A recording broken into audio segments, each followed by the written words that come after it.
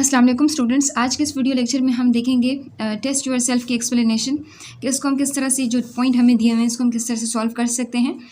तो यहाँ पर आप लोगों को कुछ एलिमेंट्स दिए हुए हैं, जैसे हाइड्रोजन है, लिथियम है, सोडियम, पोटेशियम, कुछ एलिमेंट्स आपको दिए हुए हैं और इन एलिमेंट्स के साथ साथ कुछ आपको क्वेश्चन जो है वो भी दिए हुए हैं। इन क्वेश्चन को आपने क्या करना है, इसके आंसर करने हैं। सबसे पहले आप लोगों से क्वेश्चन दिया हुआ है, use the periodic table to complete the last 2 diagrams for sodium and potassium. आप लोगों ने पीरियोडिक टेबल का यूज़ करना है और ये सोडियम और पोटेशियम के दो डायग्राम्स आप लोगों ने इसको कंप्लीट करना है। सबसे पहले अगर आप लोग देखें तो हाइड्रोजन जो है वो पहले पीरियड का मेंबर है, ठीक है। तो हमने जैसे डिस्कस किया था कि जोन सा एलिमेंट जिस पीरियड से उनका ताल्लुक़ होता है वही उतने ही उसके अंदर शेल्स होते हैं।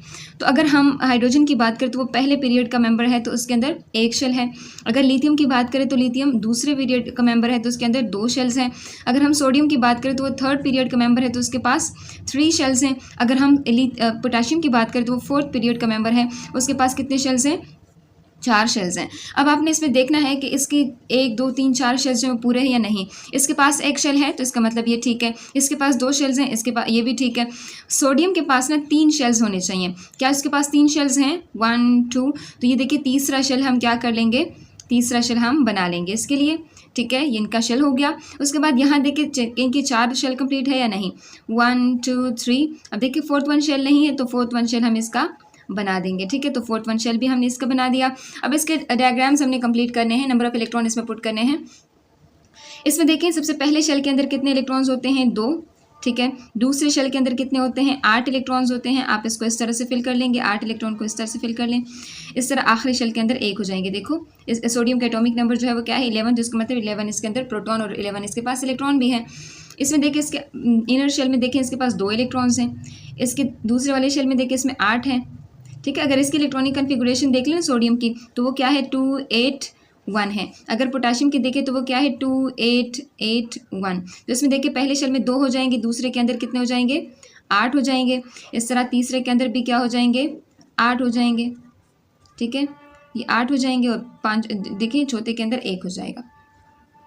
तो ये हमारे पास क्या है, हमने इसके इलेक्ट्रॉनिक शेल्स कंप्लीट कर ली।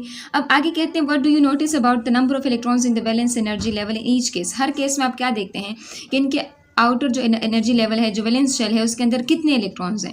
तो इसमें देखिए अगर ये वाला देखिए इसके अंदर भी, इसके आखिरी शेल के अंदर भी 1 इलेक्ट्रॉन, इसके वाले में भी, यहाँ पे भी और यहाँ पे भी, सबके आउटर मोस्ट शेल के अंदर 1 इलेक्ट्रॉन है, ठीक है। तो आप लोग का आंसर कि each valence energy level has 1 electron, तो आपका ये हो जाएगा।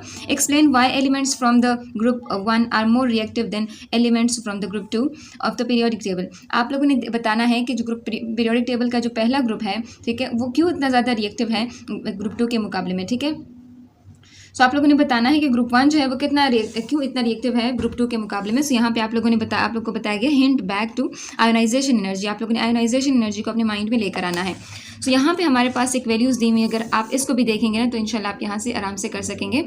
देखिए हमने कहा था कि अगर हम टॉप टू बॉटम आते हैं ग्रुप्स के अंदर तो आयोनाइजेशन एनर्जी डिक्रीज़ होती है क्योंकि नंबर ऑफ शेल्स की एडिशन होती है। अगर हम लेफ्ट टू राइट आते हैं तो आयोनाइजेशन एनर्जी इंक्रीज़ होती है, क्यों? क्योंकि सेम शेल के अंदर इलेक्ट्रॉन जो है वो ऐड हो रहे हैं, न्यूक्लियस के अंदर प्रोटॉन बढ़ रहे हैं, तो दोनों के बीच में अट्रैक्शन बढ़ जाती है, जिसकी वजह से एटम का जो साइज़ होता है वो श्रिंक हो जाता है, छोटा हो जाता है। तो एटम का साइज़ छोटा होने की वजह से आयोनाइजेशन एनर्जी जो है, जो आखिरी शेल के अंदर इलेक्ट्रॉन्स होते हैं उसको रिमूव करना मुश्किल होता है, उसके लिए ज़्यादा एनर्जी चाहिए होती है। तो अगर आप लेफ्ट से, ये देखें लेफ्ट है, ग्रुप 1 जो है वो लेफ्ट है, ग्रुप 2 क्या है वो देखें वो भी लेफ्ट है, लेकिन ये भी दूसरे नंबर पे आता है। तो इसमें देखिए इसकी वैल्यूज़ जो है वो 520 है, इसके देखें 899, यहाँ पे 496, यहाँ पे 738, यहाँ पे 419, यहाँ पे 590।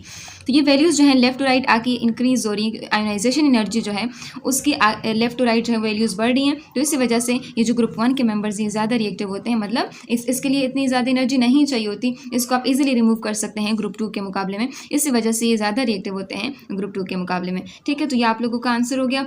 Test yourself. नेक्स्ट वीडियो में हम इलेक्ट्रॉन अफिनिटी को डिस्कस करेंगे।